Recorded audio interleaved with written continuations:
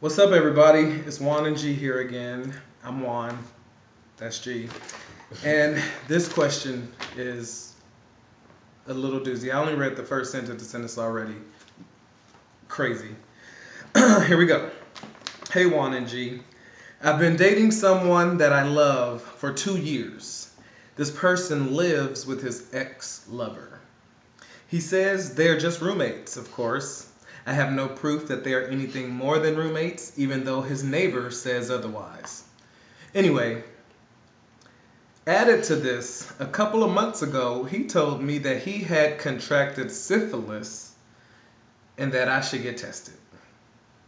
How did you get that? I asked foolishly, and he refused to answer. The long and short story is I was tested and my test was negative. I even let him open the envelope of the test results. All in all, it simply means he's a liar and I can't trust him anymore. He lied to my face several times. Truth is, I love him, but I can't trust him. He is not the man I thought he was. Oh, it's really not a question. Yeah, there's no question. Kind of venting, but... Yeah, but my thing is, I hope you left him.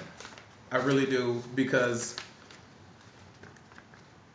living with the ex was the red flag to me there. Like, I don't care. I'm not strong enough to be with someone for 2 years and then he's living with his ex and then trust that they not fucking, or doing something. You know what I'm saying? Like, that's just crazy. Yeah. So, and then throw the disease in all that.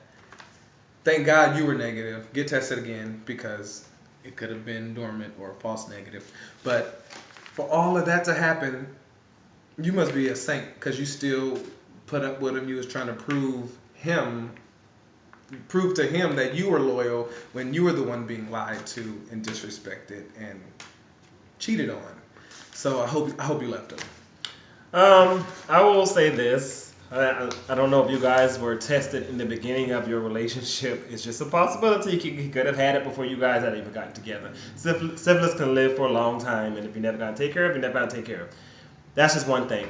The second thing, I couldn't deal with anybody who's living with their ex either. Now, I do know in our gay world, a lot of times gay men get together, they move in together, they break up, and they still live together as roommates, to fulfill financial obligations, or maybe it's convenient, maybe they don't have a problem with it. It's not as, it's popular, it happens. I myself, I haven't had that many relationships. It sounds like I've had every relationship, but I have also dealt with somebody. Crazy situations. I've also dealt with somebody who was living with their ex, and even though I dated him, it never worked for me because I was super insecure. Pretty much, it sounds like you are. You suspect his roommate and him and his roommate or his ex, whatever the case may be, are still messing around. I had the same situation. But I couldn't deal. I'm not finished. Right. I couldn't deal. It is a right insecurity to have. It's definitely right insecurity to have. But that goes to say that it can't work. Some people might be secure enough. Shit, one dude might be living with his ex, dating somebody who lived with his ex. So with the right situation, everybody's relationship is their relationship, so it could work, but it sounds like it's not working for you. You're not really asking for advice, and you probably already left him because you just said you can't trust him anymore. But my thing, all that works for you, blah, blah, blah, blah. In this situation, I can't even in my right mind sit here and say, well, if this works for you with him living with his ex, giving you diseases and all of this stuff, hey, stay with it, work through it. I'm like, no, it's been 2 years. The neighbors are saying they're more than this. All the signs are right there in your face. It's not going to get no better. So if you want to settle, stay.